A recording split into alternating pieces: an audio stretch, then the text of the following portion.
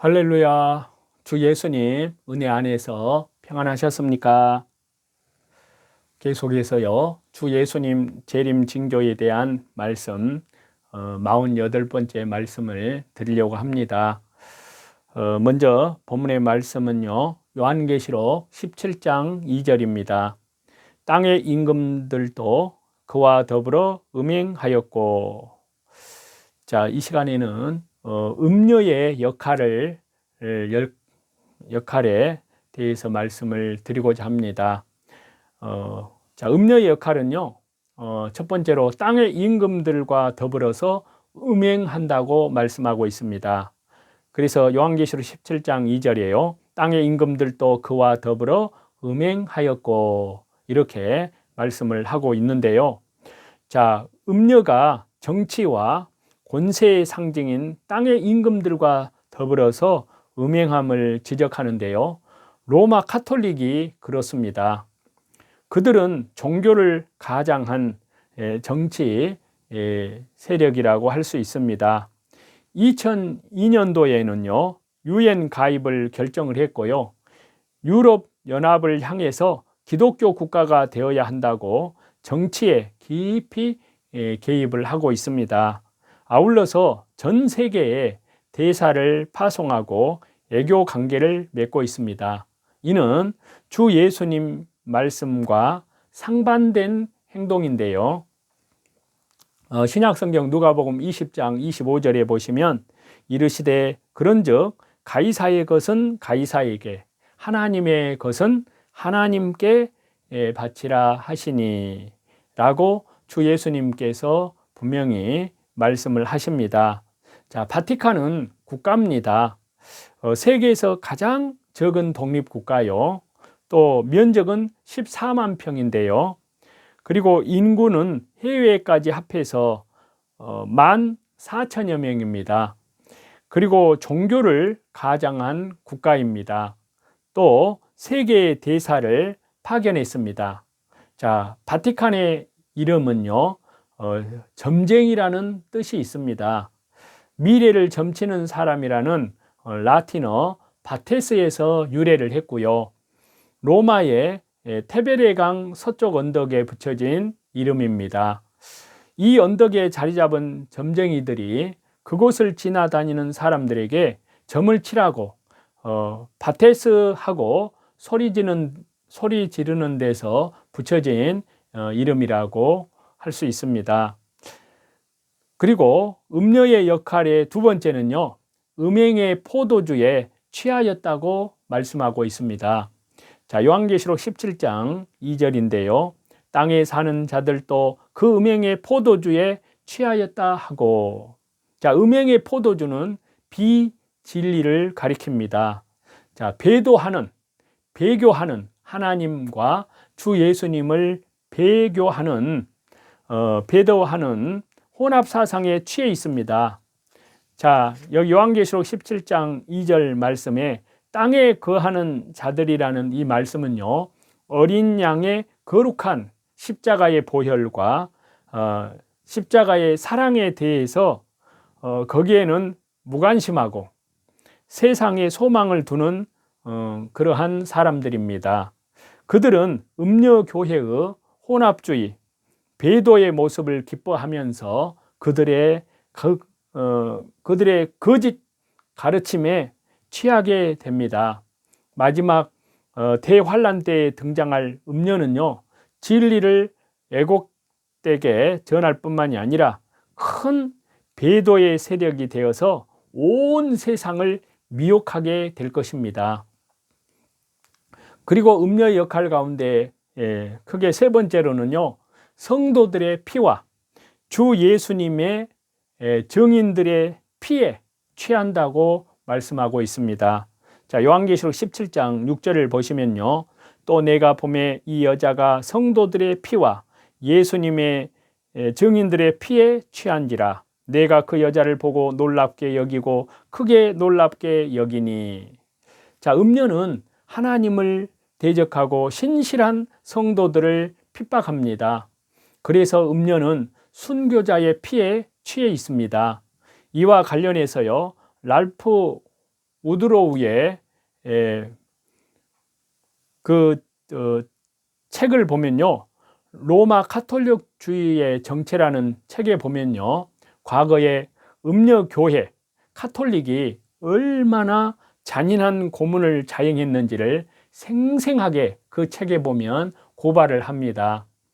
거기에 보면은 긴 평판의 고문대가 있고요, 그리고 손톱 뽑기와 불로 지지기, 또 롤러 고문이 있습니다.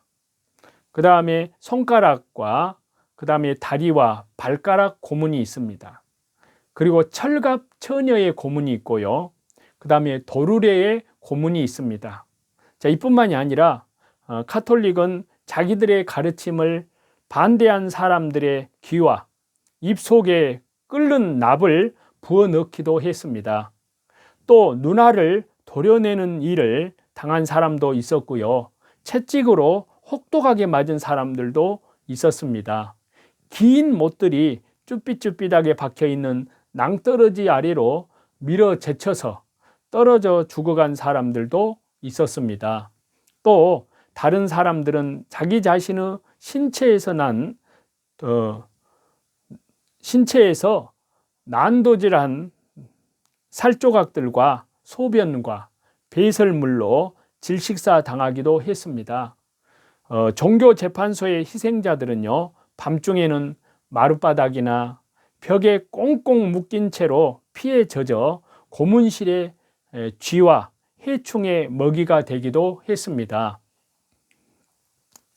그래서 팀 나하이의 박사의 로마 교회의 잔인성을 발표를 하는데요, 거기 내용에 보면은 1550년에서 30년 신교도 근절 목적으로 일으킨 전쟁에서 90만 명의 신교도를 죽였습니다.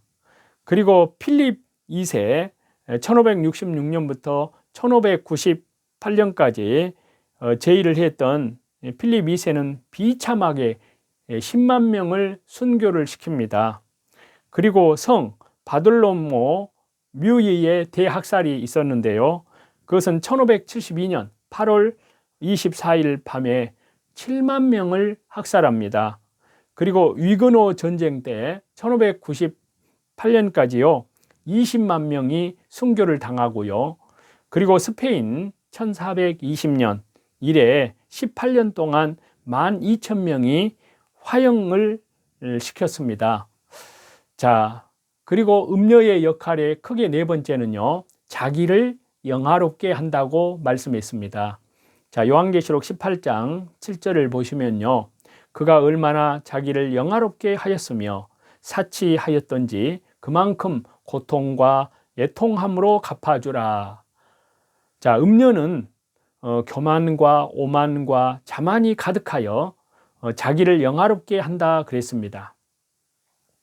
참 신앙의 길은 자기를 부인하고 자기 십자가를 지고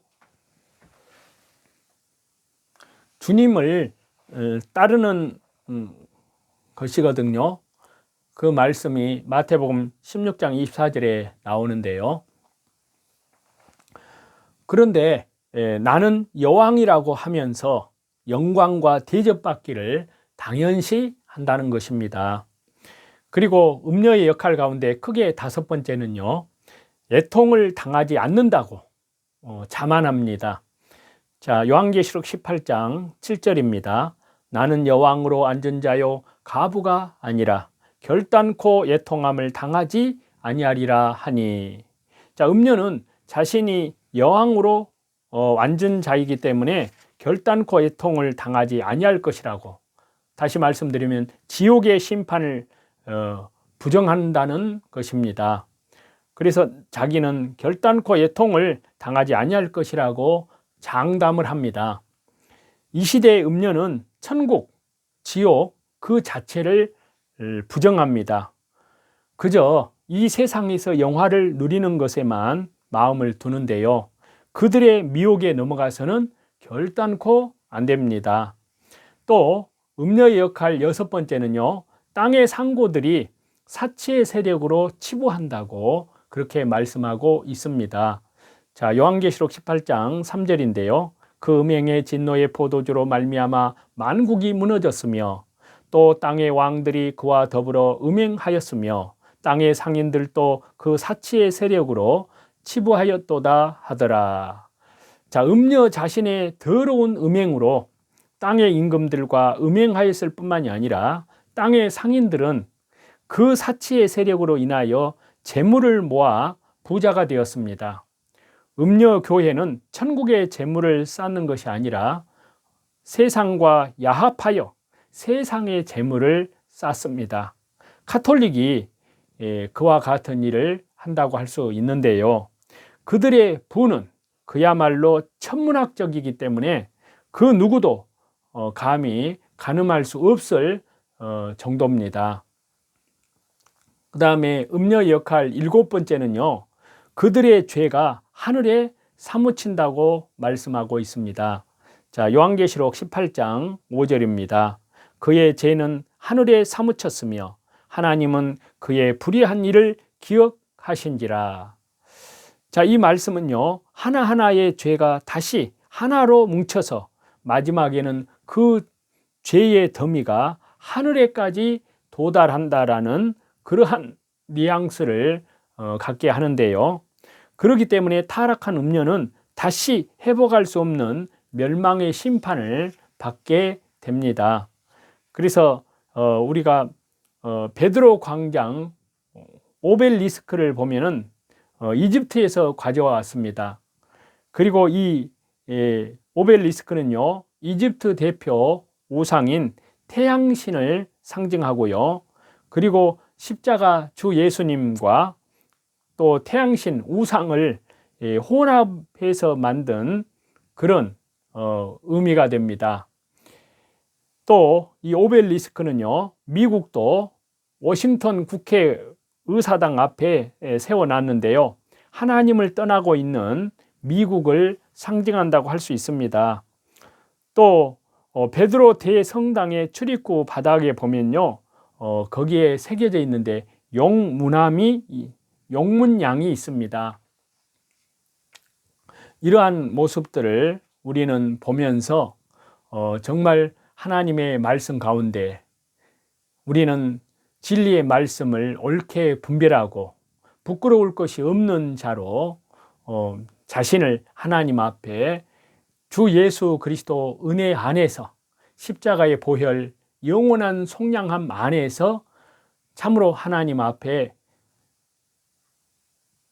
살아있는 영적인 예배, 삶의 현장에서 말씀 중심으로 또 기도 중심으로 예배 중심으로 또 뿐만 아니라 그 믿음을 지극히 거룩한 믿음 위에 자기를 건축해 나아가고 또 성령으로 기도하면서 또 그 믿음은 주 예수 그리스도의 장성한 믿음의 분량에까지 그리스도의 신앙의 형상으로 그리스도의 신앙의 인격으로 날마다 성장해 나아가시는 우리 주 예수 그리스도의 재림을 향하여서 그리고 밖으로는 이뤄진 영혼들에게 하나님 나라의 생명의 복음을 십자가의 영원한 생명의 복음을 증거하고 또 세상에 잠자고 있는 그런 그리스도인들을 말씀과 기도로 성령으로